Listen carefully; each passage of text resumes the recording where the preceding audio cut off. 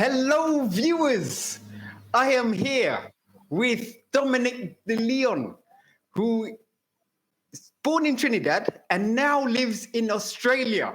So, Dominic, please say hello to the world. Yo, hi world. How is everybody doing? Big, happy, bright hello, world. And love. Spread the love. We need the love in the world right now. Coming from a very, very wet Australia. Sydney is drenched. It is mega. It's been raining a few days now, and it's supposed to be raining for next to like Thursday next week or some mad thing like that. Floods everywhere. And where we are here is pretty decent, so we dodged that bullet. But it's bad. It's bad. So yeah, but yeah, we keep the love, keep positive. Hey, Mother Nature will do what she need to do, you know. And the time difference. What's the time over there now? Because it's like 5 p.m. over here. It's 8 a.m. on Friday morning here. Technology is a wonderful thing. And I just want to say, wow, when was the last time I saw you, Dominic? Was it 2016? I just looked up on the YouTube, and that's the last video I could find.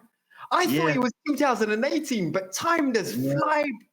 Nah, 2016. I think actually I came down I was down there in 2018, and we briefly met at the bar in Brambles or something like that, just for catch up.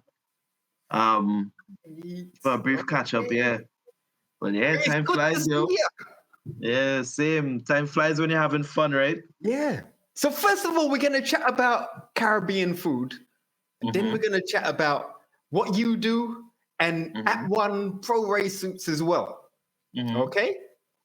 So tell me, when you want, because I'm so interested to hear what's going on here, when you want some good Caribbean food in Australia.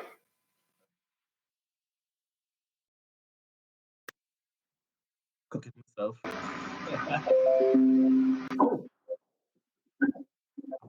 Say again, sorry, I didn't catch that. Cook it myself. You know, yes, it's one of those things. There are lots of different places. There's a big variety of different types of restaurants here in Australia, but you find it's not very Caribbean driven. Like they're not because I guess on this side of the world, you don't have in Sydney, you don't have plenty Caribbean people. Like in the UK, or you could get any meal you want, you could get from anywhere in the world, because England is so diverse.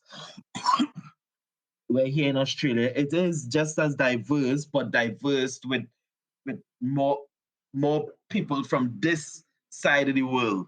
Not from the western side where the Caribbean is concerned. Caribbean, America, England, they all kind of mingle. Australia is so far, but you have Tonga, you have New Zealand, you have all these different places over on this side of the world you find here. So where you say Caribbean food, it don't really have as far as I know, it don't really has a big Caribbean following, or big Caribbean following of restaurants here. A few years ago we went to a Caribbean. It was a Caribbean festival. And honestly, it was not. I had a massive Trinidad flag draped around my shoulder, and I had no Trinis there. What part of Australia was that? Was that Sydney? In Sydney. Oh, right. Yeah, and yeah, I was the only Trinidadian there, but had lots of Jamaicans. It had lots of Jamaicans, and you had your jerk chicken getting cook up and that kind of thing. But people have the little stall they're doing the thing. But other than that, what I mean, it didn't have anything to really rave about with regards to the Caribbean. So yeah, I make my own stuff. Okay, all right. Well, so where do you get your ingredients from? First off, is it like is there a local shop, or do you have to go to the main supermarket? Well, I've recently learned. I'm evolving. So I got here I left England in end of 2013. Got here. Yeah, got here end of 2013. And like I love curry. That's the Indian side of me. I mean, my mix in Trinidad, I guess you'll call it coco pile, as we say. Be it Indian, African, Spanish mix. So I love Indian food, and like usually just when I'm coming from Trinidad, I buy lots of curry, lots of turmeric, lots of jeera, lots of kurma, packs of kurma, the things I love. With the pandemic that we had for 2 years, I couldn't travel, couldn't get to Trinidad. So I ran out of all those things. I ran out of my curry powder, most importantly. So I was longing for curry for like a year. The whole family, the missus, the kids love it. Yeah. And my brother, his wife, she told me, I was talking to her because I was asking people, could you post me a bag? People were saying go on Amazon. I went on Amazon. It's all sold out. Like you can get Chief brand and whatever, and it's all sold out. So I couldn't even get there. She told me just take jeera, turmeric, mix that up, put it in your oil, curry powder. And homie, I done that, and it was not 100% perfect, but 99% on What? point. So I did that for a long time because I had lots of turmeric and lots of jeera. I brought big bags back. So recently, end of last year, I went over to Trinidad, emergency trip, and brought back like almost a whole full suitcase of curry powder.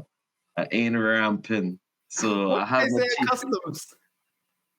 Oh well, the main thing is just declare your stuff. When you're traveling, if you're traveling anywhere in the world, just declare your stuff. Even so, if it might be wrong, just declare it because the Uh-huh. worst thing to do is just take it from you. If you Right. don't declare it, you're getting a ticket. I mean, hear me, a ticket. You're getting a fine. Right. You know. But to So see I a just suitcase declared just full of curry powder must look a bit oh, strange. curry powder down the road, curry powder. I'm telling you, no sticking. And I told them, so I declare my stuff, and I told them, yeah, here what I have bags and bags of curry powder, kurma, and plantain chips because my wife Emma loves plantain chips from Trinidad. So I got that, and the guy looked at me, they put it through the X-ray thing, and he didn't even bother to open because I declared everything. I declared everything I must dip. And he went, oh, okay, all right, well, there you go, have it, and enjoy your time, welcome home, and that was it. So sweet. Excellent. So when you have to shop for curry in Australia, what sort of curry would you get? Would you get any curry over there? Oh yeah, they have lots of curry. But from moving from Trinidad, when I left Trinidad in '06 and I went to England, I was really shocked because the curry we know it in Trinidad and the curry they know in England is different. It's different. But it's just as good. But I still like my Caribbean, my hardcore chief business. Right. But yeah, they get many different types have so many different types of curry. Growing up in Trinidad, curry one way, right? That's so not the case. Curry is like a variety of your head will spin off your shoulders. Different types of curry. On a commercial aspect, it is really, really the variety is huge. The range is huge. And it's very vegetarian driven as well. From India, like there are lots of vegetarians in India. So all these things moving to England taught me that. But here in Australia, we get it have like for the year or so that I was struggling to get curry powder. The missus just went in the grocery and like bought every Bisto. every Bisto curry sauce. I know they use the guys that make OXO. I this never one. knew they make curry powder. Okay. So What's that? every curry powder Taste of you can India, get, she's gotten. right? And this one is the most popular here in Australia, I apparently. think This I've one seen is that before. Yeah. yeah, this one I think I've is seen that in England. Yeah. yeah, this one here. This one is funny. Curry in a hurry. This one is funny. This But one what? is funny. I In, haven't tried that one, so I don't know. oh right. Okay. And then you have this one here. What about McDonald's curry? Yeah. And my favorite is this is my roti, my paratha. Ah, Right? So fine. you get this, you buy this in the Chinese grocery, in the Asian grocery, not Indian, Asian, Chinese, Asian. Um, so that's where you get your paratha from. Is that a soft one or the crispy one? Well, I guess it could be what you want. Right now it's crispy because it's frozen. They had to keep it in the fridge. So have you tried any of those curries that you've got? What's the best one out of the ones that you've tasted there? I like this one. This one is my favorite. Okay, right. So what's the name of that one? It's called Clive of India. Clive of India. Okay. But I just want to clarify. There are West Indian places and restaurants in Australia, but you just haven't been to any. Yeah, well, there probably is. Yeah, well, here in Sydney, you'll probably find one if lucky. I really can't say, but I guess you would quicker find Caribbean style food and more Trinidadians in Queensland. For Yeah, I'm some looking reason, there on are a Google lot. Maps There's now, a there are and there seems to massive be a couple. yeah, there are lots of Trinidadians in Queensland. I don't know if that's because of the weather. Up there is pretty hot most of the time, most of the year. Although this right now is pretty flooded. So thinking about those guys over there. But here in Sydney, it's yeah. I've met one Trinidadian dude. I love him, D. We've become really good friends. He's a Okay, doctor. A ras. You have a dread and all right. everything. And he rides. He rides also. And how I met him was really strange. I met him through a friend. Yeah. So. But other than that, Trinidad is we're very exotic over here in Sydney. We are not everywhere. So especially our accents. When people hear us speak, Trinidadians are blessed in so many ways, huh? So many ways, but it's hard because we don't see that while we're in Trinidad. That only comes to light when we go abroad. Well, this is what I've from in my experience. We're such lovely because of how I am. Most Trinidadians are. We happy. We just jolly. We want to have fun.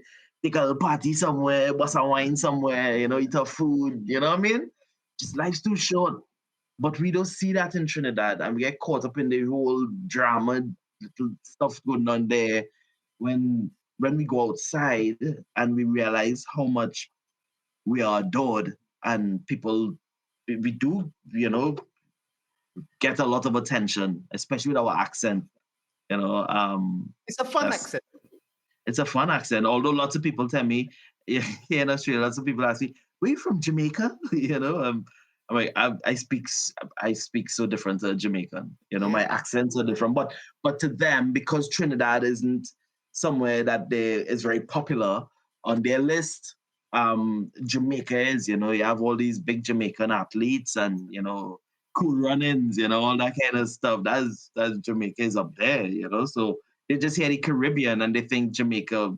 I think lots of people think the Caribbean is Jamaica, and in Jamaica you have Saint Lucia, Trinidad, Grenada, Barbados, Saint Kitts. I think that some people, I think that's how they think. Jamaica is the main Yeah. thing. Yeah, I used to get it. Well, a lot of black people, a lot of they just assume everyone is Jamaican. Yeah, Right. you know. I'm just gonna pop this on the screen. It's actually one of my friends. I think he's in Middlesbrough. No, he's actually Mhm. making a comment about my football team got knocked out by Middlesbrough. So yeah, bye bye, Ed. Right.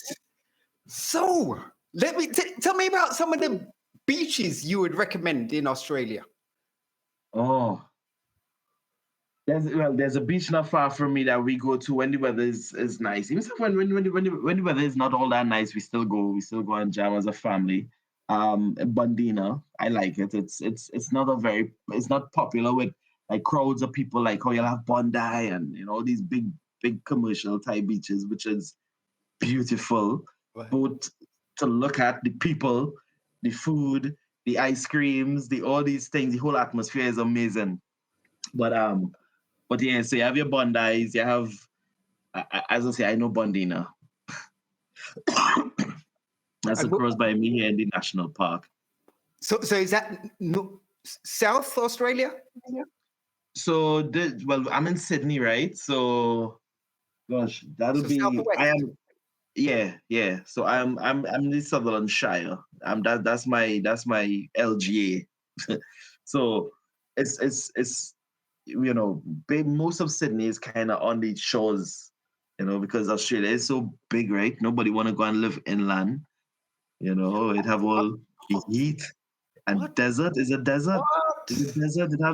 It have like tomorrow morning. I'm leaving here like 2:00 in the morning to head to a racetrack in South Australia, and it's gonna take me like 16 hours or some kind of mad thing to get there. That's 16 hours, like 100 loops of Trinidad. Australia is massive. Massive for me. Massive. It have some flights in an aircraft, a commercial airline. You traveling about 500 miles per hour, and you overland for 10 hours or 8 hours. Just land. It's nuts. It's amazing. It's really, really amazing. And I hope, some things we have on the bucket list, the missus and I, we would like to at some point, just because there's a thing they do, where they call, you just get a little caravan and you do a year of Australia. You just do a loop. So I'm looking forward to that kind of stuff, I'm not really looking forward to the flies when you get to the hot sides. But I'm looking forward to it for sure. What would you say is the national dish of Australia? Oh, gosh, the missus not here. She would be able to answer that for me. I don't really know, Okay. But I know in Australia, they're big on seafood. Yeah. They love seafood. Oh, they love seafood. I guess they're close to the ocean anyway. So, like Christmas for us in Trinidad, for me growing up as a kid was, your ham, your homemade bread, your fry bake, your macaroni pie, your fruit cake, punch a cream, all this kind of thing, with some parang in the background. But here in Australia, Christmas time, their food on Christmas Day are shellfish stuff like shrimps. Shrimps. They love shrimps. Shrimps, like on Christmas Day, homie, people have massive bowls of shrimps. And they just sit down there and they do their thing. And then at night, they will have like the dipping sauces and all seafood stuff. And they love that. They love cold seafood stuff here in Australia at Christmas time. Okay. So so for me on Christmas time, the family here, they make a Trinidad dish for me, and they have all the Australian stuff things for them. So it's a bit funny. Okay. And what about like say if you wanted to go over there for like adventure or action or water sports, what would you recommend? Where's the places? Oh, really? If you want to come over on this side of the world and experience some adventurous stuff, like probably bungee jumping and anything at height, I think New Zealand is the place to be. Their adventure level is on the next level. Okay. Yeah. And there are lots of places across there to be. I want to visit New Zealand one day. Yeah. I'd like to see what their food is like across there as well. And they're so from seeing such a humble environment, the just how everything there it seems pretty humble. Here in Australia, I guess you have your skydiving, lots of water sports. Like even self coming here as a tourist when I came in 2012 or 2011. you could go on the harbor, it'd have jet boat rides and where they freaking spin you around the jet boat, the whole jet boat spin around the water, you're getting splashed with water. You have, your jet skis thing, so it have lots of things here to do. What summertime here is buzzing. You have plays, you have live concerts. That's a big thing. Pubs, and they have live concerts going on. And you'd be lucky enough throughout the pandemic, it didn't really get affected that bad. Last year, yes, we had the lockdown thing, and you can't leave your LGA, but throughout this whole pandemic thing, we have been pretty lucky here in Sydney, not Australia, in Sydney. Because lots of things that happen, and the world will realize that Australia in a whole is a massive bit of land. Within that, you have states. Those states run their own shit. They do their own thing. I run my thing my way, you do your thing your way, but they're governed by the federal government, however they run it. But for us here in Sydney, well, the experience has not been pleasant, but my heart goes out to all the rest of people like in Queensland and these places and globally that is hit really hard. Trinidad was another one that got hit really hard. So yeah, pretty exciting place here in Sydney is. Yes, sounds like it. Okay, well, tell me about when you was in Trinidad. Mm-hmm. Where did you go and get your Caribbean food? What was your favorite spots to go and get some food? When I was in Trinidad recently, or when I lived in Trinidad? I want to know what places you would recommend to friends and family to go and yam some nice food. I have a few places, like when it comes to like a barbecue thing or whatever, there's a place in Kireb called Chinese Chopper Grill. Say again? Say the name again? Chinese Chopper Grill. Is in Kireb, just before you get down to the junction by Royal Castle and KFC and thing. Way before that, on the right-hand side, Chinese Chopper Grill. Oh my God, I love them. Their sauce and their barbecue and everything, just talking about mouth watering. It's just really, really good. Really good.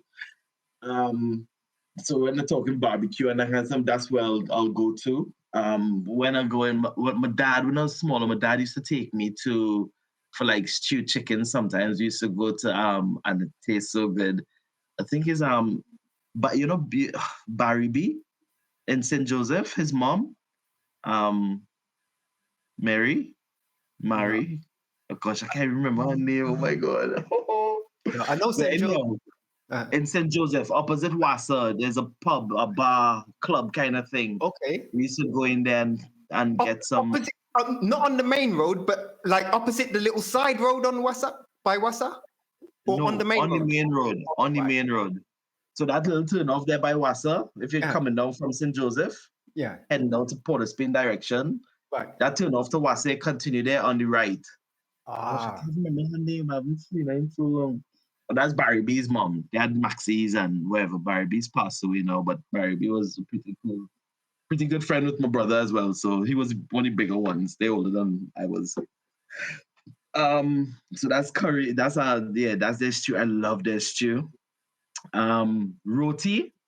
I have a variety of places when it comes to roti. I like Hot Shop. Hot Shop is someone that's always like in St. James. I've always loved them. Their boneless roti is absolutely amazing. And another place that I really like is Ali's. Ali's in Samoa. They are they're very delicious. But I think they changed owners because when I was there the other day, it was different. The vibes were different. Food was a little different as well. Still good, but yeah, I didn't see mom's wasn't there. So tell that there was a change. Yeah, they're different. From what I've been told, the original family, they've moved out of Trinidad. So I think there is new owners, but it was still good. And doubles, Holmes, Princestown doubles. It's called Passat doubles, but I will drive to Princestown at 5 o'clock in the morning when I was young with my dad. But actually, not me driving, my dad. My dad will take my brother and I, and we will drive down to Princestown just to eat doubles, Jed. So you're driving from Makoya to Princestown? To Princestown, partner, to have them doubles. For doubles? Here what? Boy. Dan, here what them doubles they are. It have no doubles in Trinidad. I know people is well, everybody have their own liking, you know. But for me, there's no doubles in Trinidad that have that particular flavor that particular brand of doubles have. It's Passat doubles. I think they originally were Princestown doubles because that's where they were from. When they enter Princestown, it was a long orange kind of stall thing on your left-hand side. Now it's Passat doubles, and they have little branches all everywhere. So when I'm in Trinidad, I go to the one that's just opposite Gulf City. Oh. And they have a blue thing opposite Gulf City. So I go there. You're talking about that I wanted now. It's so delicious.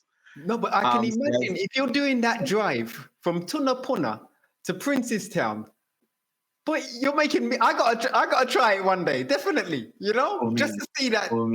Just try it, and you know what I like about that doubles? You can eat it at the stand there with the dripping. You can eat it there, and it's banging. You can take it home and eat it 3 days later. Pull it out from the fridge, put it in the microwave for 40, 50 seconds. And it will taste just as good. My mouth watering for real. It is freaking is. I don't know how people do people around that, but everybody's different, right? So for me, as I say, Princestown doubles, Passat doubles, run the route. Sauce is overrated, you know, but Princestown doubles is a bomb. Run the route every time. And there's I think it's. Oh gosh, I've mentioned that so often, like some certain places. I think it's Gasparillo. So after Chaguanas, you have the next turn off, the next flyover. That next flyover, when you take that exit, there's a husband and wife that sells pies, right?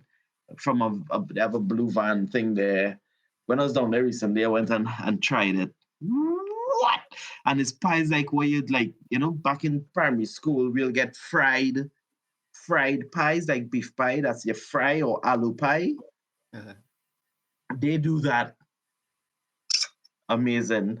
But they do, like, they have fish, they have cheese, they have aloo, the aloo and their cheese.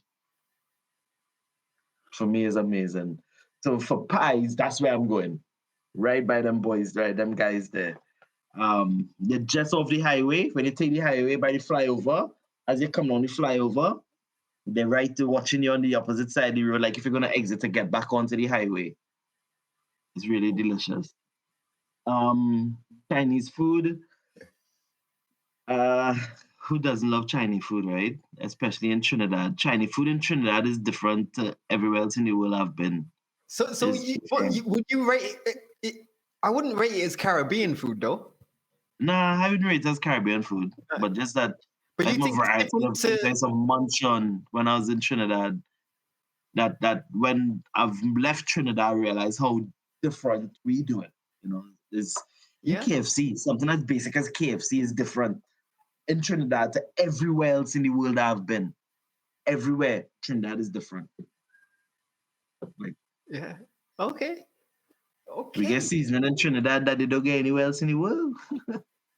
I'm not a big KFC fan, so to me, KFC is KFC. So yeah, Well, back in the day, for me, KFC back in the day when I used to stunt ride. You know, me and my boys, we used to stunt ride for hours. Like we would start 8 p.m. and we'll just go to the gas station, get gas, come back, and we'll be there till like 2, 3 in the morning sometimes, wherever we practicing. And then when we're done, what you have to do, KFC, it just became part of what we do. So lots of things for me, lots of my food is linked to an event or experience. Or lifestyle. You know?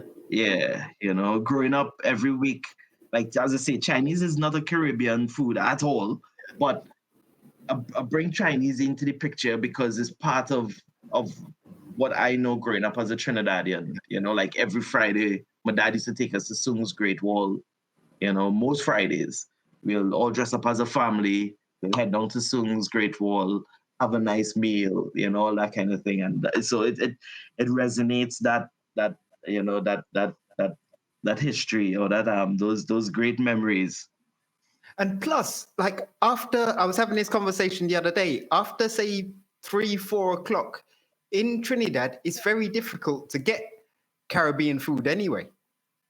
Yes, yeah. Well, it's only really Chinese and KFC fast food. Basically, that's your options. After 3-4 o'clock, you haven't really got that many choices.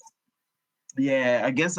Well, think of it as I guess it's how the swing of things, right? So I guess after 3-4 o'clock, people going to have a drink or going to have a, you know, where Trinidadians are concerned. Like, okay, so here in Australia, like for my wife, for Emma, growing up, we were talking about this, and like the way we have dinner in Australia, in Trinidad, as a Trinidadian, that's kind of lunch.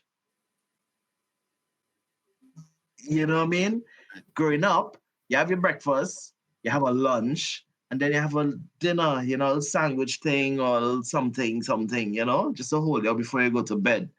Where in Australia, they have, and England, they have like a big meal, a proper big meal every night for dinner, you know, steak and this or chicken. And their big meals are lunchtime and dinner. But lots of times in families in this modern world, I guess, is dinner time. You have big meals because lunchtime, the parents working. So they just had to grab what they had to grab and continue. You know, you don't have time to sit down as a big meal. But in Trinidad, growing up, even stuff at school, they get a big lunch and dinner is a small, where here is different. So I think in Trinidad, for them to have, you know, for you to go and get, you know, your stew chicken, macaroni pie, callaloo, blah, blah, blah, at 6 o'clock in the afternoon, you know, it's not culturally, I don't think it's something Trinidadians do. You know, you'll probably cook, have a carib or stag or something along those lines before you have something when you get home. So yeah, it's a bit crazy with how the what they have for what meal they have at what time here in Australia compared to Trinidad. So imagine it's like, say, a Tuesday evening, and you're feeling for some Caribbean food. Mm-hmm.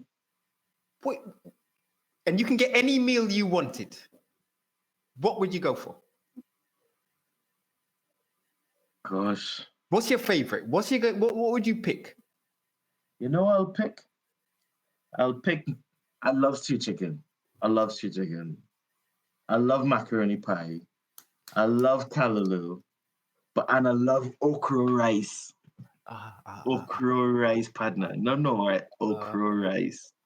You know, yeah, that's a nice one. Yeah. My dad's passed away now, bless him. But his wife, rest in peace. She used to make some okra rice for us when she moved over from the UK to Trinidad. And my God, it tastes so good. So yummy. Well, I lapsed because I'm not in touch with her anymore. I guess but I should have made sure and get the recipe for her, because how she used to make it is banging. Seriously, you can eat that thing just so. Okra rice, and it's not, you don't hear people talking about okra rice a lot, you know. I guess it's a very, I would say things like okra rice is kind of comes on the road of where you're having your ital, you know, have that comes down that line of real foundation food in Trinidad, you know, when you talk like okra rice. And I know ackee and saltfish. I think that's a Jamaican thing. I don't know. Yeah, ackee and saltfish is Jamaican, yeah. Yeah, but it's kind of like that, it's a foundation thing with regards to culturally where it comes from. That's how I feel. That's how that particular dish, that particular thing, okra rice makes me feel. It really takes me back. And what would you say is our national dish, Trinidad and Tobago? Oh, I'm probably the worst Trinidadian to ask that question. For me, it'll be, I would say my national. If somebody asks me that, I'll say stew chicken, macaroni pie, callaloo. Every Sunday, that's what I grew up eating. Yeah, you stew chicken, macaroni pie, callaloo, and your rice. Boom. That's what I mean. I should have eaten more vegetables and so forth when I was growing up, but I was pretty spoiled, so I was never forced to eat those things. Now I regret it. I eat them now as an adult, but growing up, if I didn't want it, I didn't have to eat it. Which is bad. For me as a kid was good because I was like, sweet. I never got forced into eating anything. But as an adult, now I see the importance of me should have been eating those things back then and not now, and now I'm going through that with my kids. Yeah, but at least you realize now. I mean, before we could get away with it. When we was young, we could eat anything we wanted, basically. But now, at least you realize and you're eating properly. Yeah, and you need to. You can't get sucked into the commercial world of food. But that's what the world's happening because things aren't easy. Things are getting difficult. People need to work. The more you spend at work, is the less time you have at home cooking. And we in a more and more globally, I think we're getting to environments where you'd find, mommy and daddy holding down jobs, because they need to pay for stuff that, things are expensive, especially mortgage and getting a house. And so that impacts on diet because we need to survive. We need to work to survive. But while we're doing that, we're losing touch of how we should eat properly, and then it's a vicious circle, and then it's have the cancer thing, and lots of people say because of the diets and what they put in the fast food and what they that's why cancer is wrong, and it's just a mad, whirlpool sort of thing. But you can't get out of it once you're in it because you had to live, you had to work. Okay, so now we're gonna talk about you and what you're doing in Australia. Tell us about yourself and AT1 Pro Race Suits. Okay, yeah. Well, as I say, I've been pretty lucky. I've been, lots of opportunities I've seen and I've gone for them.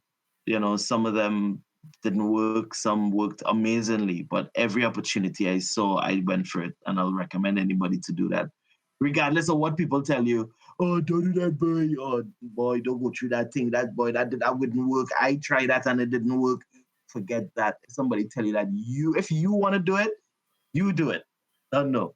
But here in Australia, wow, I'm still amazed that I am even in Australia, because I'd have never thought growing up in Trinidad in a million years I'd end up in Australia. Never. I knew from small I would be somewhere decent in my career as a job. I don't know what I'd be doing exactly. And I knew I'd be racing cars or bikes, I just happen to be racing bikes because it's to me it's easier. It's easier logistically. It's easier on the pocket. It's easier on lots of things. What? So here in Australia, my day job, I'm a facilities manager for a corporate building in the city. So that's pretty good.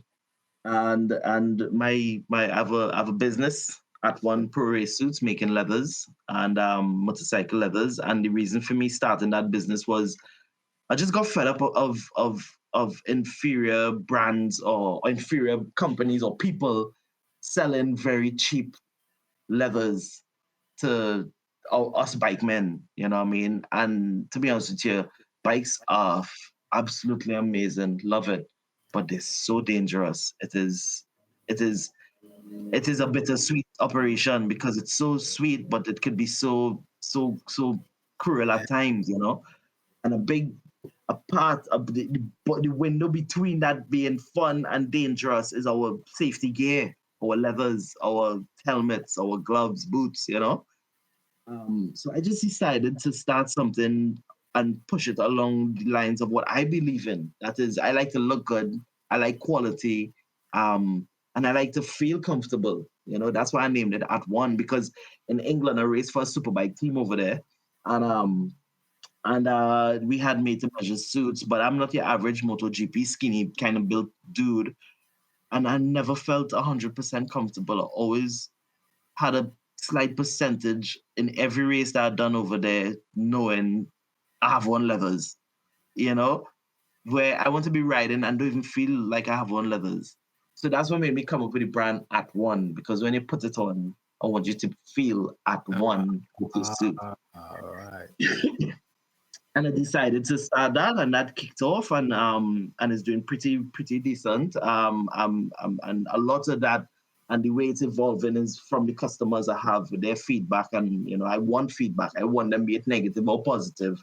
I want to know what it is I can improve on, or what it is I'm doing good on, as a business and as a brand.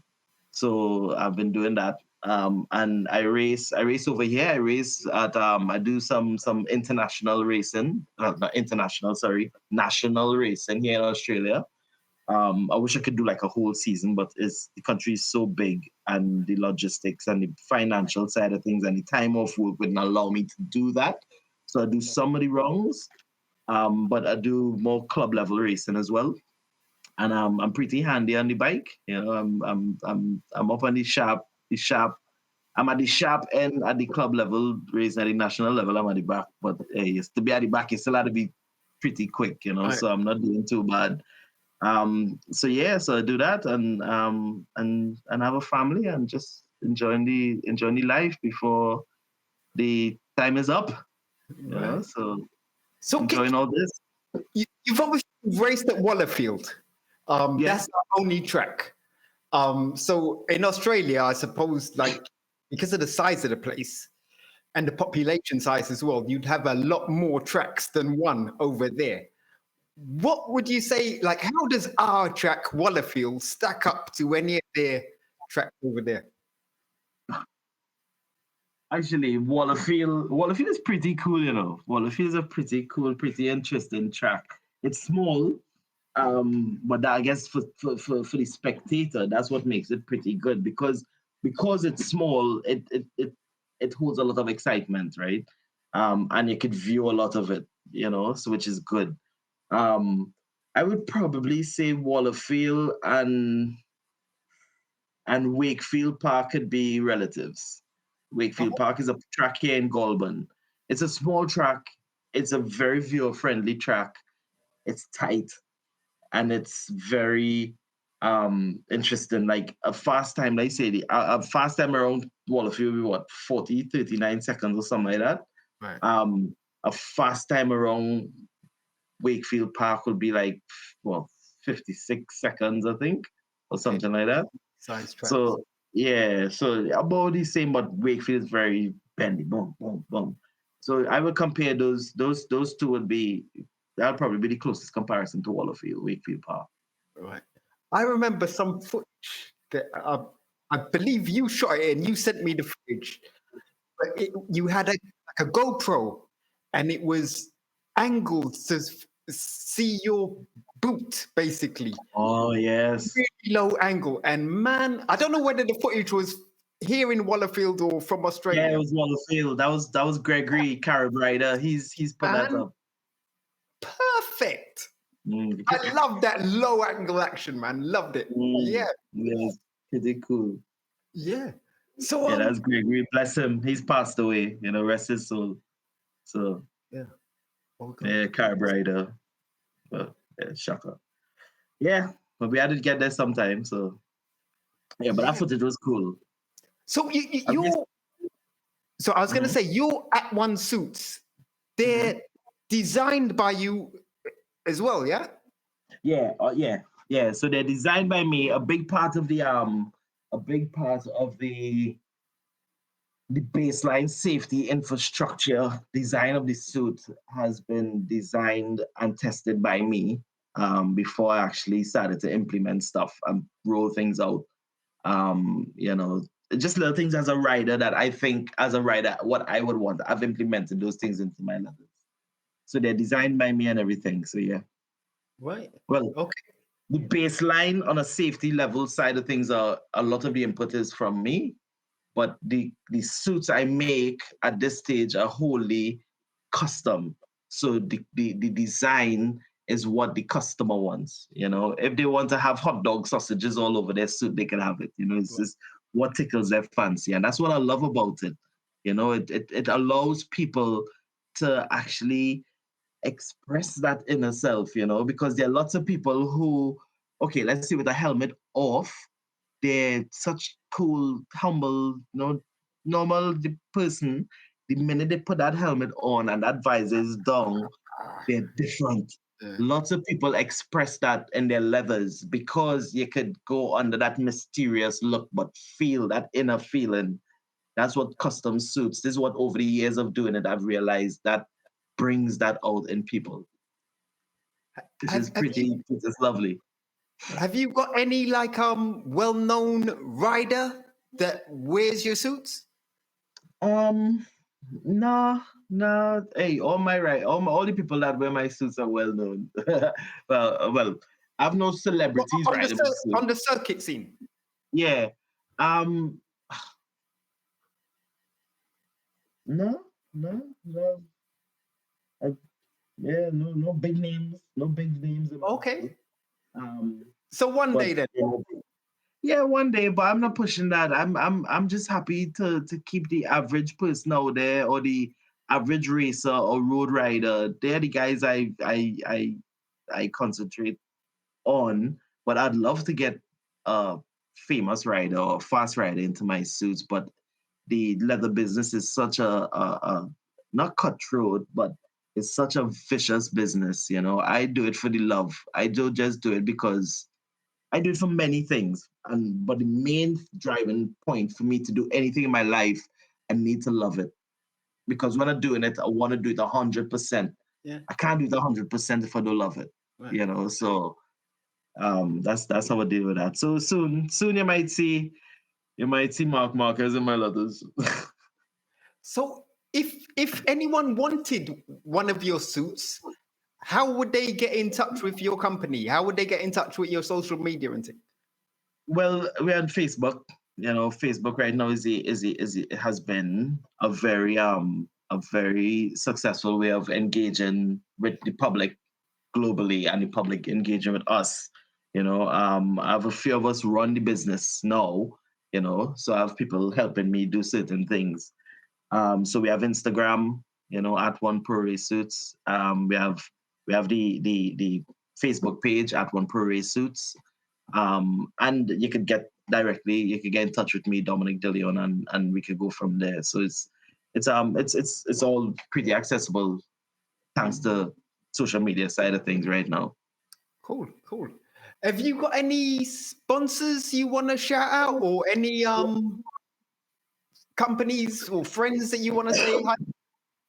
You know, hey, I want to say to everybody out there, I've lots of friends, lots of people I know. I miss my son in Trinidad, Jaden. He's going through a pretty serious thing right now. You know, so my heart's with him at this stage. You know, big shout out to Shane, my brother. Dexter's my brother. Shane Allen, that's my boy for life. And yeah, well, sponsors. You know, at the end of the day, it's always good to support the people who support you. You know, and there's a lot of people here in the racing scene, a lot of companies that has stuck by my side throughout. You know, that's BC Performance, Moto Hub, Hell Performance, Balletta Imports, AT1 Pro Race Suits, you know, TKR, they Team Quacker Racing. There's a group of guys who's got together, and I'll be racing their bike in a retro series over here, and they are going all out. So that's, big up to them. GB Racing covers, print filters, Um, uh, but there's so much. There's so much. It's always crazy when they put you on the spot. Airoh Helmets, Pro Bolt Australia, Airoh Helmets. Yeah, what's going on? I had to do this. This is. Okay. You see this? Uh-huh. You see this here? Yeah, she gives. These helmets. No, I've lost your audio. You hear me? I hear you Hello? now. Yeah. No, I've lost it again. Audio's gone. Oh, what's that happening? Yeah, as soon as you go away from the microphone, it tends to cut. Oh. Yeah. So Well, you there is see this helmet here? uh-huh. This particular brand. No, I have lots of helmets from different companies. But out of all the helmets I've had, this particular helmet, I bought original. Well, this particular brand, GP500 Airoh, is a 550. There's a new model, but the GP500. When I bought this helmet because I like to be different, right? Eric, I love to be different. If everybody's wearing blue, I want to wear yellow. That's just me. If I go out with a pair of TNs, I love TNs, and I have a few well. If I go with a pair of TNs, and most of them are very rare, and I see a next person in a pair of those TNs, automatically those TNs are going to become my everyday shoe, and I'm going to wear it till it's dead. I'm a bit weird like that. I like different, right? So I bought this helmet originally to be different because I like it. Everybody wears Shark. I want to wear Airoh. Wear Airoh. Loved it. Went to MotoGP and at Phillip Island, and Airoh had a stand there, and I was watching the helmet. But in my head, I'm going, oh, I love this helmet so much. One of the Airoh salesmen came up to me and asked me can I help you? And I was like, no, just looking at the helmet. And he went, advice is free. And I went, oh, well, no, I have one of these helmets, And he went, oh, really? Because I brought mine from the UK. They weren't selling here in Australia. They were now coming to Australia. So he asked me, where you got yours from? So I was like, oh, I got mine from England. And he went, oh, okay. And I was like, to be honest, I really love it. I like my helmet. I'm comfortable. And then he went, oh, okay, what, you ride on the road? I was like, no, I race, blah, blah. He's like, oh, you race? I was like, yeah. I was like, I wish Airoh could sponsor me. Just being cheeky. I wish Airoh could sponsor me. And he went, is that so? I was like, yeah. He's like, what series you doing? I told him. Then I was doing FX Superbikes. And I was like, oh, doing FX Superbikes this year, blah, blah, blah. And he went, how you think you're going to do? And without even thinking, I went, good. And he just looked past me and went, Jamie, come here. And he called this guy over and he went, I want you to do business with this guy. And he walked off. This is the oldest kind of Chinese mixed Caucasian kind of dude. And he's walked off and gone. And from since then, Airoh has always sponsored me. And that is amazing. And I honestly saying this, not just because they're my sponsor. I love their brand before I even got into bed with them. You know what I mean? And the support they give me and the way their helmets feel is amazing. But in saying that, just for the general public, make sure and try on a helmet before you wear it. Our skulls, everybody's skull is different. Now, lots of people love RI, right? I can't wear RI. It just does not fit me properly. KBC fits me good. Shark fits me okay. But make sure and wear a helmet. So yes, I am bigging up a brand, but at the end of the day, I love my brand. I love the product, but safety is number one. So make sure and get a helmet that fits you properly. So, boom. Excellent. And you've got a friend of yours, Garvin Benjamin. He says hi. Hey Gav, boom. Don't know. Yeah, Gavin. Shit. Yeah, that's my boy from Okoya. Don't know. But Benji. listen, I really want to thank you for your time here. I wanted to ask you all about the creepy crawlies in Australia and all that kind of stuff and all the perils and all that kind of stuff over there. But we won't go into that now, Francine. But just for the record, because lots of people have say, boy, you in Australia, everything how they could kill. No, partner. Living here in Australia, I've been here a few years now. It's just as living in Trinidad. Yes, you have spiders and your cockroaches and this and that and blah, blah, blah, the snake here and there. But it's not like how the world puts it. If you go to the desert side of Australia, there are some gangsters. but that's their home. We had to share this place. You know what I'm saying? So that's how it is. So it's pretty lovely. Okay, well, that's good to hear. So no major perils where you are, basically. Don't see no kangaroos. Because those guys can box. Yeah, they could box, but kangaroos were there. Hey, Eric, we're humans. If somebody back us into a corner, what we do?